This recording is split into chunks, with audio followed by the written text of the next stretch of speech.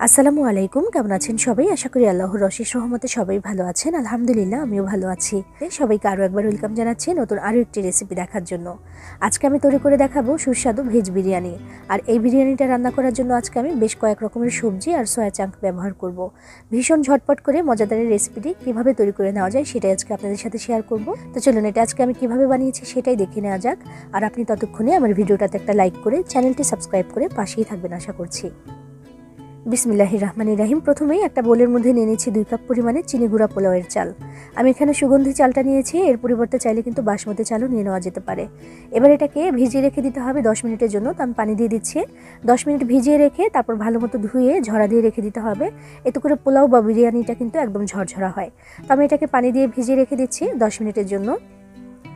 এদিকে আমি নিয়ে নিচ্ছি কিছু সয়া চাঙ্ক। আমি এখানে নিয়েছি 1.5 কাপ পরিমাণে, কারণ এইটুকুই কিন্তু ভিজে অনেকটা হয়ে যাবে। তো গরম পানি দিয়ে 10 মিনিটের জন্য ভিজিয়ে রেখে দিতে হবে। এতে করে এটা একদম ভিজে ফুলে নরম হয়ে যাবে আর দেখবেন যে অনেকটা হয়ে যাবে। অবশ্যই গরম পানি দিয়ে কিন্তু ভিজিয়ে রেখে দিতে হবে। তো আমি গরম পানি দিয়ে দিয়েছি এখানে। এবার আমি রেখে দিচ্ছি এটাকে 10 মিনিটের জন্য। এদিকে নিয়েছি আমি কিছু সবজি, যেগুলো আগে থেকে কেটে ধুয়ে পরিষ্কার করে রেখেছি আর পানিটাকে ঝরা দিয়ে রেখেছি। বিসমিল্লাহির রহমানির রহিম। এখানে নিয়েছি আমি একটা ডিপ হাঁড়ি, এর মধ্যে দিয়ে দিচ্ছি 1 কাপ পরিমাণে সয়াবিন তেল। তেলটা একটু গরম হয়ে এলে এখানে দিয়ে দিচ্ছি 2টা তেজপাতা, দিয়ে দিচ্ছি 4টি এলাচ আর দিয়ে দিলাম 1 টুকরো দারুচিনি। এবার এর মধ্যে দিয়ে দিচ্ছি আমি পেঁয়াজ কুচি 1.5 কাপ পরিমাণে, দিয়ে একটু নাড়াচাড়া করে প্রথমে আমি অপেক্ষা করছি পেঁয়াজটা একটু নরম হয়ে যাওয়া পর্যন্ত।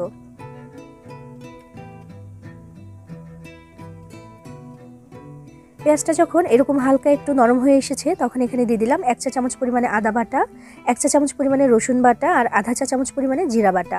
এবারে পেঁয়াজের সাথে আদা রসুন বাটাটাকে ভালো মতো একটু ভেজে নিতে হবে। তো একসাথে এখন ভাজা হবে। পেঁয়াজটাও কিন্তু হালকা একটু লাল লাল করে নেব আমি, খুব বেশি লাল করছি না, একদম একটু বাদামি হলেই কিন্তু চলবে। তো এটাকে আমি ভেজে নিচ্ছি চুলার আঁচটাকে মিডিয়ামে করে দিয়ে। আদা রসুনটা ভালো মতো ভাজা হয়ে গেলে কিন্তু আর কাঁচা সেই গন্ধটাও থেকে যাবে না। এরকম যখন হয়ে এসেছে তখন আমি এর মধ্যে দিয়ে দিচ্ছি কাঁচামরিচ কুচি, যার যার পছন্দ মতো ঝালটা বুঝে দিয়ে দিতে পারেন। আমি এখানে বেশ কিছুটা দিয়ে দিয়েছি, প্রায় 1/3 কাপ পরিমাণের মতো। তো এখানে আমি দিয়ে দিলাম 1.5 চা চামচ পরিমাণে লবণ, 1 চা চামচ পরিমাণে ধনিয়া গুঁড়া, 1 চা চামচ পরিমাণে লাল মরিচের গুঁড়া আর 1 চা চামচ পরিমাণে দিয়েছি গরম মশলার গুঁড়া। 2 টেবিল চামচ পরিমাণে বিরিয়ানি মশলা দিয়ে দিলাম। প্যাকেটের যে মশলাটা আমি সেটাই কিন্তু এখানে ব্যবহার করেছি। এবার যেহেতু এখানে একটু গুঁড়ো মশলা দিয়েছি তাই সামান্য পরিমাণে একটু পানি দিয়ে দিতে হবে, নইলে কিন্তু আবার পুড়েও যেতে পারে। তো পানিটা দিয়ে আমি এটাকে ভালো মতো কষিয়ে নিচ্ছি যতক্ষণ না পর্যন্ত পানিটা শুকিয়ে গিয়ে তেলটা উপর দিকে উঠে আসছে। চুলার আঁচটাকে কিন্তু সেই মিডিয়ামে রেখে দিয়েছি। আর সে যে সয়া চাঙ্ক ভিজিয়ে রেখেছিলাম সেটা কিন্তু 10 মিনিট হয়ে গেছে। তো এই দিক থেকে মশলাটা কষানো হতে থাকুক, আমি ওই দিক থেকে যেই সয়া চাঙ্কটা সেটা রেডি করে নিচ্ছি। 10 মিনিট ভিজিয়ে রাখার ফলে মাশাআল্লাহ দেখুন ফুলে এক একটা কতটা বড় হয়ে গেছে আর একদম নরমও কিন্তু হয়ে গেছে। আর যেহেতু আমি এটাকে গরম পানি দিয়ে ভিজিয়ে রেখেছিলাম তাই এইটা কিন্তু যে পানিটা ছিল এটা কিন্তু লাল হয়ে গেছে। তো সেই পানিটা আমি ফেলে দিয়েছি এবং বেশ কয়েকবার করে এটাকে ধুয়ে নিয়েছি যেন কোনো লাল পানি এখানে না থাকে। তো দেখুন এটাকে চেপে চেপে পানিটাকে বাদ দিয়ে তারপর তুলে নিতে হবে। একদম চেপে পুরোটা পানি কিন্তু বাদ দিয়ে দিতে হবে। দেখুন এভাবে করে আমি এগুলোকে তুলে নিচ্ছি। আর এদিকে মশলাটা কিন্তু আমার কষিয়ে নেওয়া হয়েই গেছে, তেলটাও উপর দিকে চলে এসেছে। এবার এখানে দিয়ে দিতে হবে সেই পানিটা যে বাদ দিয়ে আমি সয়া চাঙ্কটা রেডি করে রেখেছিলাম সেটা কিন্তু এখানে আমি এখন দিয়ে দিচ্ছি। দিয়ে 2 মিনিটের মতো একটু কষিয়ে নিতে হবে। একটু কষিয়ে রান্নাটা করলে কিন্তু খুব ভালো হয়। আর এই যে সয়া চাঙ্কটা দিলাম এটা যদি আপনি ঠিকঠাক মতো রান্না করতে পারেন তাহলে কিন্তু চিকেনের থেকে কোনো অংশে এটা কম লাগে না।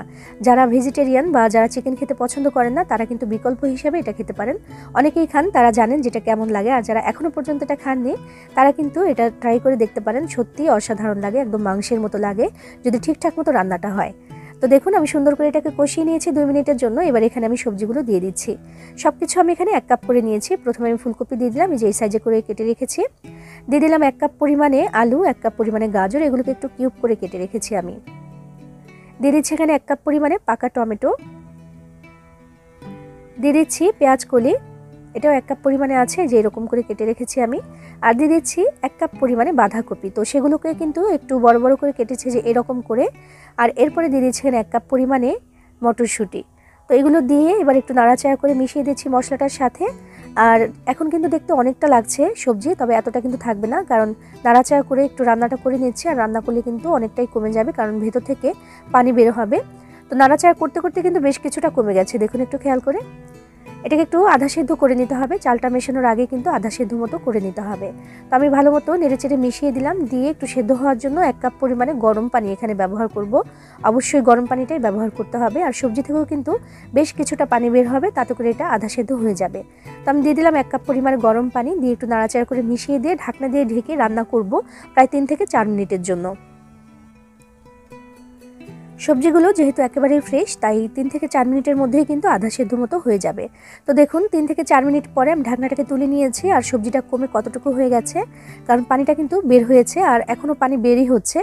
তো দেখুন যে অনেকটাই কমে গেছে, আর আধা সেদ্ধ মতো কিন্তু এটা হয়েও গেছে। দেখুন এই যে এরকম হয়েছে, আর পানিটা বেশ খানিকটা শুকিয়ে গেছে, আর এখনও পর্যন্ত একটু একটু আছে, ভেজা ভেজা ভাব আছে। এখনই আমি দিয়ে দিচ্ছি এখানে পোলাওয়ের চালটা, আমি ধুয়ে ঝরা দিয়ে রেখেছিলাম, তো সেটা আমি এখানে দিয়ে দিলাম। এবার চালটার সাথে এই সবজিগুলোকে ভালো মতো মিশিয়ে দিচ্ছি আমি। আর নর্মালি আমরা পোলাও বা বিরিয়ানি রান্না করলে কিন্তু পানির পরিমাণটা থাকে মানে দ্বিগুণ, যতটুকু চাল নেই তার দ্বিগুণ নিতে হয় পানি, মাঝে মাঝে একটু কম দিতে হয় যদি চালটা নতুন থাকে। তবে আজকে আমি যেটা করছি, যেহেতু আমি এখানে অনেক ধরনের সবজি দিয়েছি আর সবজি থেকে বেশ খানিকটা পানি বের হয়েছে, আবার পানি কিন্তু বের হবেও, তো সেজন্য পুরোপুরি দ্বিগুণ পানি আমি এখানে দিচ্ছি না। আমি এখানে দিয়ে দিচ্ছি 3 কাপ পরিমাণে ফুটন্ত গরম পানি। হিসেব মতো কিন্তু 4 কাপ পরিমাণে পানি এখানে দেওয়া লাগতো, তবে যেহেতু সবজি দিয়েছি সাথে, তাই একদম পুরোপুরি 4 কাপ পরিমাণ পানি এখানে লাগবে না, 3 কাপ হলেই কিন্তু চলবে। তো আমি এখানে একদম ফুটন্ত গরম পানিটা দিয়ে একটু নেড়েচেড়ে মিশিয়ে দিলাম। আর এই যে পানিটা, এটা কিন্তু এখন একটু চেক করে দেখতে হবে যে লবণাক্ত হয়েছে কিনা। যদি এখন একটু কটকটা মনে হয়, মানে নুন কটা মনে হয়, তাহলে পরবর্তী সময়ে যেয়ে কিন্তু লবণটা একদম ঠিকঠাক হয়। আর এখন যদি ঠিকঠাক মনে হয়, তাহলে কিন্তু পরবর্তীতে সেটা আর ঠিকঠাক হয় না। তো দেখুন আমি নেড়েচেড়ে মিশিয়ে দিয়েছি, আর একটু লবণ প্রয়োজন ছিল সেটাও দিয়ে দিয়েছি। দিয়ে ঢাকনা দিয়ে ঢেকে আমি কম আঁচে 4 মিনিট এটাকে রান্না করে নিয়েছি। তো 4 মিনিট রান্না করার পরে দেখুন যে পানিটা কিন্তু আর সেভাবে এখন আর দেখা যাচ্ছে না, তবে এটার একদম মাখো মাখো একটা ব্যাপার হয়ে আছে। এখন এটাকে একদম নাড়াচাড়া করে দিচ্ছি, এরপরে কিন্তু আর কোনো নাড়াচাড়া করা যাবে না, একদম দমে বসিয়ে দিতে হবে এবার। তো আমি ভালো মতো নাড়াচাড়া করে উপর নিচ করে দিলাম চালগুলোকে, এবং একসাথে করে দিচ্ছি। দেখুন যতটা সম্ভব হচ্ছে এক জায়গায় করে জড়ো করে দিচ্ছি চালগুলোকে, এতে করে দমটা খুব ভালো হয়। এক জায়গায় করে দেওয়া হয়ে গেলে এবার দিয়ে দিচ্ছি 1 চামচ পরিমাণে ঘি, এতে করে কিন্তু টেস্ট অনেকটাই ভালো আসবে। তো ঘিটা দিয়ে তারপর ঢাকনা দিয়ে ঢেকে আমি একদম চুলার আঁচটা সব থেকে কমিয়ে দিয়ে রেখে দেবো 15 মিনিটের জন্য, দমে বসিয়ে দিলাম। তবে এই যে ঢাকনা একটা ফুটো আছে, এটা কিন্তু বন্ধ করে দিতে হবে, একটা কাগজের টুকরো দিতে পারেন, আমি একটা লবঙ্গ দিয়ে বন্ধ করে দিলাম। ফিরে এসেছি 15 মিনিট পরে। বিসমিল্লাহির রহমানির রহিম। দেখুন যে আমাদের বিরিয়ানিটা কিন্তু একদম রেডি হয়ে গেছে। এই যে জড়ো করে রেখে দিয়েছিলাম, সেটা এখন আমি মানে দলাটা ভেঙে দিচ্ছি। তো দেখুন যে চালগুলো সুন্দর হয়ে কিন্তু একদম ঝরঝরা হয়ে গেছে মাশাআল্লাহ। আর এখন তো মাত্র আমি দম থেকে তুললাম এটাকে, একদমই গরম আছে, একটু ঠান্ডা হয়ে গেলে কিন্তু এটা আরও বেশি ঝরঝরা হয়ে যাবে ইনশাআল্লাহ। তো এবার এটাকে আমি ডিশ আউট করে নিচ্ছি। বিসমিল্লাহির রহমানির রহিম। একটা সার্ভিং ট্রেতে আমি এটাকে নিয়ে নিচ্ছি। দেখুন মাশাআল্লাহ কতটা সুন্দর আর ঝরঝরা হয়েছে। এই বিরিয়ানিটা রান্না করা কিন্তু একেবারেই সহজ, ঝটপট করে হয়েও যায় আর খেতে অসাধারণ। একবার এইভাবে বানিয়ে খেয়ে দেখুন, এর স্বাদ কিন্তু সহজে ভুলতে পারবেন না। আপনি কিন্তু চাইলে ঝটপট করে এই ভেজ বিরিয়ানিটা রান্না করে নিতে পারেন। এভাবে রান্না করলে সত্যিই অসাধারণ লাগে, একবার বানিয়ে খেলেই বুঝতে পারবেন। পরিবারের সবাই কিন্তু আপনার প্রশংসা করবে এভাবে বানিয়ে যদি একবার তাদেরকে খাওয়ান। বানিয়ে খেয়ে দেখবেন, ভালো লাগবে আশা করছি। সবাই ভালো থাকবেন, সবার জন্য সবাই দোয়া করবেন। আল্লাহ হাফিজ।